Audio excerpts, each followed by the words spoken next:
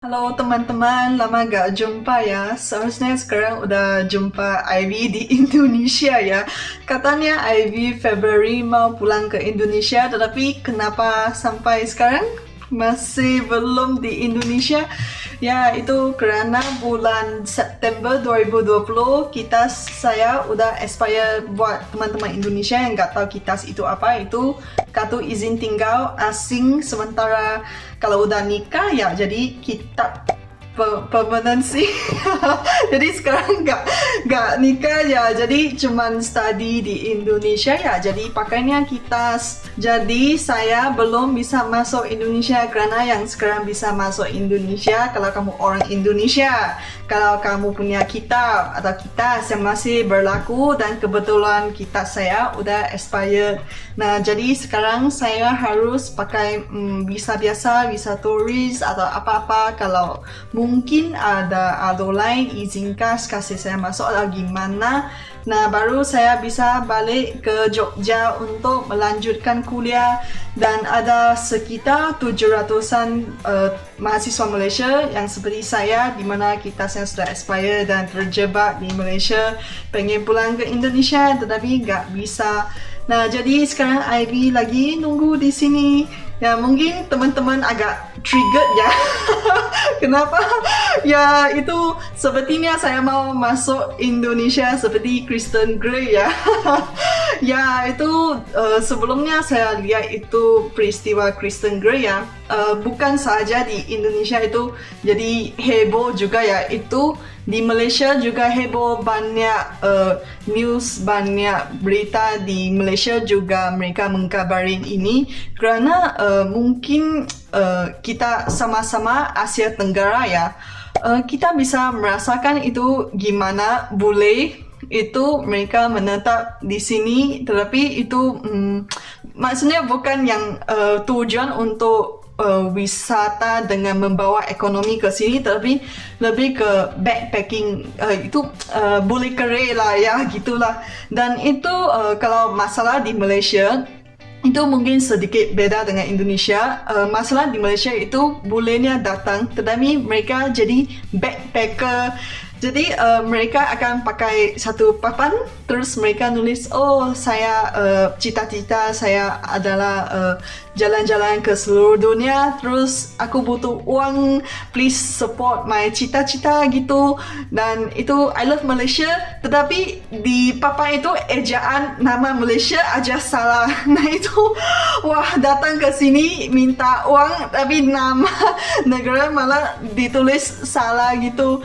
Jadi kalau orang Malaysia ya, itu budaya orang Malaysia nggak suka pengemis, nggak suka orang di tepi jalanan minta uang. Dan itu boleh kayak gitu, datang pakai papan gitu minta uang, itu bikin orang Malaysia sangat marah sih. Jadi ada peristiwa Kristen Grey yang berlaku di Bali. Nah itu orang Malaysia, netizen Malaysia semua pada heboh, semua pada marah. Itu kayaknya netizen Malaysia itu semua sangat sokong Indonesia di sini untuk deportasi Kristen Grey. Kalau untuk teman-teman di sini yang nggak tahu itu gimana, ya itu Kristen Grey dari Amerika, dia datang ke Bali, tetapi dia lagi promosiin dia punya cara masuk Bali pada saat pandemi ini. Seperti yang saya bilang tadi, kalau kamu bukan warga negara Indonesia, bukan punya kitas atau izin khas atau diplomat, duta, kamu saat ini nggak bisa masuk. Seperti saya, walaupun kemarin 2 hari yang lalu saya baru bayar UKT 40 juta, tetapi saya tetap nggak bisa masuk. Seharusnya saya masuk sekarang, saya bisa ya terus kuliah di Jogja ya. Menurut saya itu salah sih, karena salah di undang-undang ya. Dan terus Kristen Grey itu dideportasi, dia malah menjadi play victim, seperti dia mangsa, dia bilang oh orang Indonesia itu diskriminasi karena dia kulit hitam, karena dia LGBT. Sepertinya dia nggak tahu ya, itu kartu rasisme tidak bisa dimainkan di Indonesia. Karena di Indonesia itu ada berbagai orang yang berbeda jenis, warna kulit. Jadi dia nggak sadar ya kalau di Indonesia juga punya orang hitam dari Papua gitu, dari Timur gitu. Jadi ya itu boleh seperti ini yang Nah, untuk soal turis seperti ini ya, visa pertama mereka bisa menetap di Indonesia 30 hari, terus mereka harus renew lagi untuk 30 hari lagi, total 60 hari, terus kamu harus keluar gitu.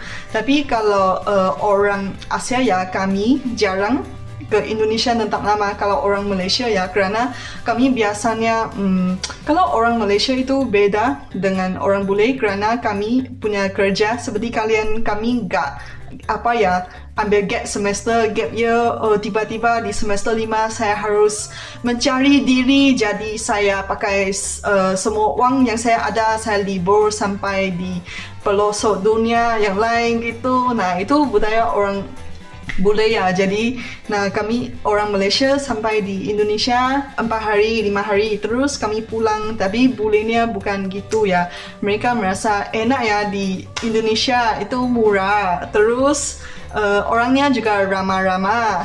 Itu mungkin sesuatu opportunity sih, mungkin ada market di sini. Oh, ternyata digital nomad suka di Indonesia, mungkin ke depan mungkin bisa dimanfaatkan atau gimana. Tetapi pada saat ini kan namanya pandemi. Untuk saat ini kalau mereka benar-benar merasa untuk orang Indonesia, terutama mereka lagi dari Amerika Serikat ya, mereka seharusnya tidak masuk ke Indonesia atau tidak coba masuk ke Indonesia pada saat ini untuk tujuan wisata. Jadi saya selalu bilang ke orang asing, kepada teman-teman saya di Malaysia, orang Indonesia itu ramah. Tetapi jangan lama-lama di sini dong. Kalau ini bukan masalah untuk orang Malaysia, tetapi supaya mereka tahu, oh itu ada sesuatu pepatah kata, kalau kamu duduk di rumah orang, jangan lebih dari 3 hari kerana kamu mengganggu. Nah, itu sama erti kalau kamu di Indonesia lama kan mengganggu juga ya. Makanya ada aturan 60 hari. Jadi kamu harus keluar balik dari mana-mana kamu datang ya. Mula-mula bulan Maret kemarin pas saya lagi kuarantin di Jogja ya, kerana lagi pandemi baru bermula kan, itu mula-mula saya fikir, wah itu sekarang pandemi berarti nggak kuliah dong, itu berarti wah cuti lama. Itu saya pengen jalan ke pulau-pulau di timur Indonesia, jalan-jalan, pengen balik ke tempat KKN saya lagi, keluarga saya di sana. Terus saya fikir, apakah tindakan itu selfish ya, mementingkan diri ya, kerana saya posisi di kota di mana pandemi corona lagi merebak ya.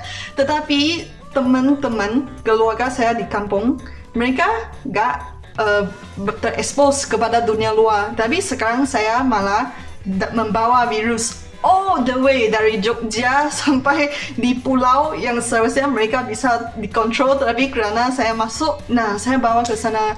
Jadi saya merasa ya mending nggak kemana-mana, jangan ke mall, jangan kemana-mana, duduk di dalam kos ya. Saya duduk sampai saya pulang ke Malaysia gitu.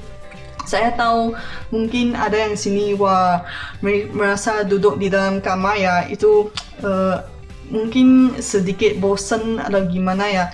Itu kalau dari segi psikologis mungkin ya pasti ada sedikit efeknya ya, kerana kita ya namanya manusia ya juga pengen jalan-jalan atau gimana ya. Tapi sekarang kan masa khas ya kerana pandemi, jadi kita harus ada semangat civil dong. Kita harus ada kesadaran civil untuk stay di rumah. Jadi makanya di YouTube saya nggak ada video saya keluar dari rumah kecuali satu, yang itu KFC aja. Dan yang lain itu saya ambil videonya sebelum pandemi, kerana mungkin saya di sini YouTuber ya, tetapi yang tidak dapat dinafikan, saya kalau di luar kamera saya koas ke dokteran gigi. Itu saya selalu di branding sebagai calon dokter, sebagai dokter gitu. Jadi saya harus menyebarkan informasi yang benar tentang kesehatan, dan tingkah laku saya harus dijaga. Saya nggak bisa melakukan prank saat ini. dengan pakai masker di luar kerana kenyataannya walaupun pakai masker itu tidak seaman. Saya duduk di dalam kamar seperti ini. Saya cuma duduk di sini ngobrol dengan kalian ya. Jadi saran saya untuk kalian ya sebisa mungkin kalian kalau jangan keluar ya jangan keluar deh. Nanti saya balik Jogja, kalau sudah aman saya pengen ketemu kalian. Jangan kalian yang jatuh sakit sebelum saya sampai di Jogja ya. Dan last question, teman-teman dia apply untuk KITAS ya, dan mungkin ini sangat Indonesia banget. Saya juga gak sadar ya, dia harus bayar untuk KITASnya 2,5 juta rupiah, tapi terus diminta 150 USD. Dan USD itu gak boleh dilipat, gak boleh ada tanda kotor-kotor gitu, harus USD yang sangat cantik gitu.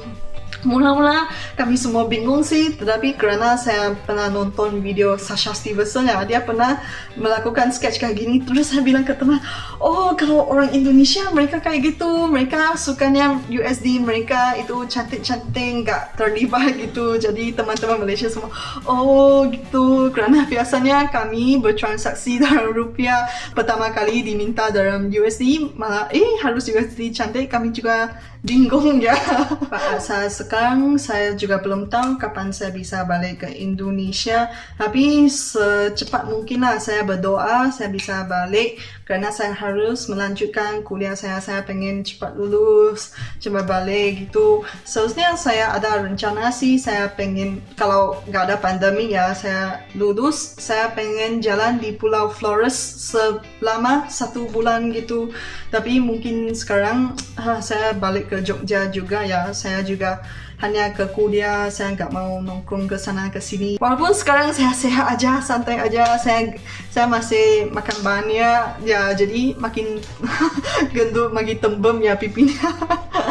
Ya, jadi sampai sini, semoga teman-teman jaga kesehatan ya. Sampai kita jumpa.